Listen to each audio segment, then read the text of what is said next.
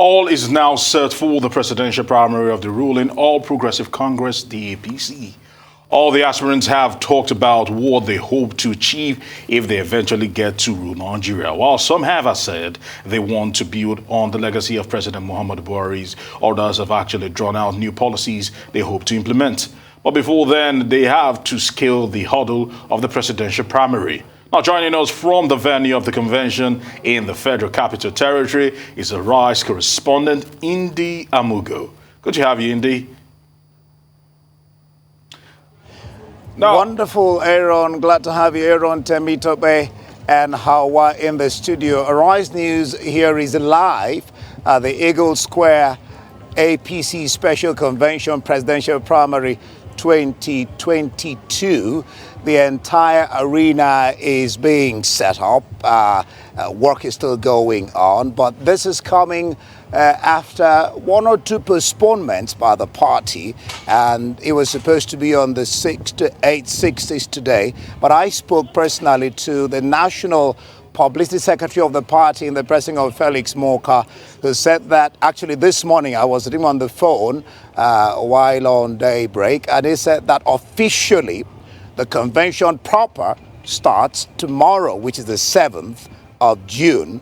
But today, guests will be arriving from far and wide, the aspirants themselves for the convention. But officially, the event starts tomorrow. Like I said earlier on, this is coming after one or two postponements. I mean, you know that the president himself, Muhammadu Buhari, called for a meeting of the aspirants, all of the 23 aspirants who are left in the race. He called them to a dinner, and at that dinner he made them know that what really should be done and what he wants and what he believes is right is to get a formidable candidate to stand toe-to-toe against the candidate of the opposition party in the person of former Vice President Atiku Abubakar, who won the PDP presidential primary. So he's saying that they should speak, talk, agree, disagree to agree among themselves on who will stand out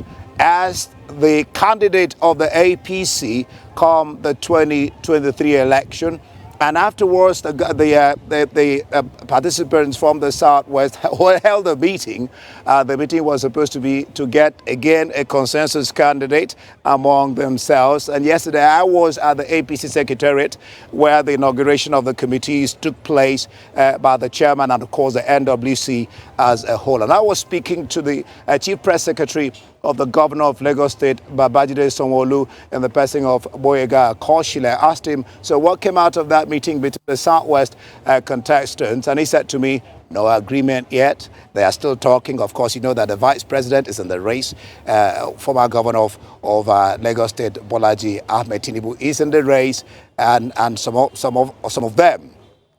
And many waters have passed under the bridge from the time that the former governor of Lagos and the president of Bola Ahmed Tinubu went to Ogun State to convince delegates why it must be him.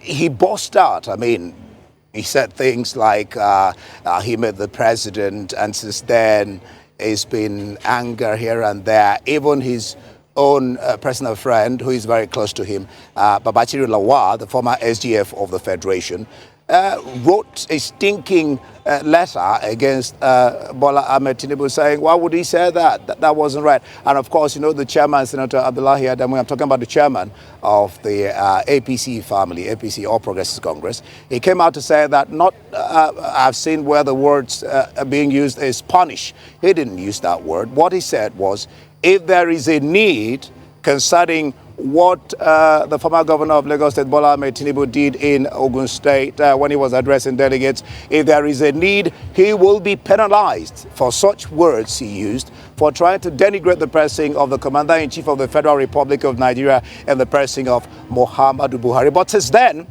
Bola Imose has come out to say never did he intend to denigrate in any way, and he won't denigrate the person of the president because he has high regards for him. And he's come out to apologize, saying that because he spoke in Yoruba, it was being interpreted. And so his reasoning is that his enemies or traducers took the opportunity to misinterpret what he said and use it against his person. I mean, that was the comment that Bola Ahmed Tinubu made. Over to you, Aaron, Temitope, and Hawa. Now, considering the security situation in the country, especially the attack on St. Francis Church in Owo, Ondo State, causing so much outrage, fear, and condemnation in the country, is it likely to dampen the mood at the convention? No way. It's not dampening any mood. In fact, here is not a gog. You won't say a gog because nothing really is happening here, except for the fact that those who are decorating the place, they're all over the place. There are mighty TV sets where people can watch on the big screen. You have camera people all over the place, and the place is being set up. The entire area, like I was discussing with my cameraman when we cover the APC convention, is being cordoned up.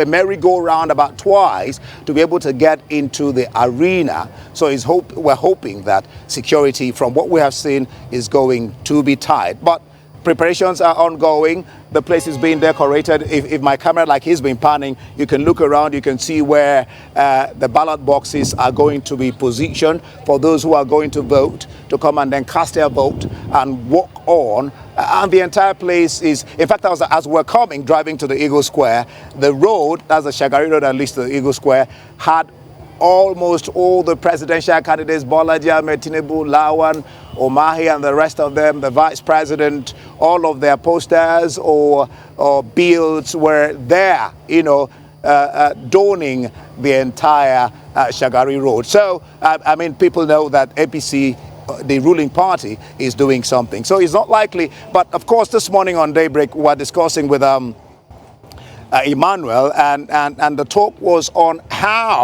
what is happening, or what happened rather, in that Catholic church in Owo might likely swing the pendulum one way or the other concerning the presidency, whether it will go to the north or to the south. Of course, you know that the governors of the north have come together. They've asked all the northern aspirants to step down. Badaru, the governor, Abubakar Badaru, the governor of Jigawa State, has stepped down now from that race. They are ceding it to the south. There was never any talk of the president saying that, talking about zoning. There was never anything like that. It was reported in some papers, but no, there was never anything like that. It was the governors of the northern extraction who came out to say, we are ceding this particular presidency to the south. Over to you. All right. Thank you so much for that update, Ndee Amaugo. We will surely be keeping in touch with you as the course of the day goes on. Thank you.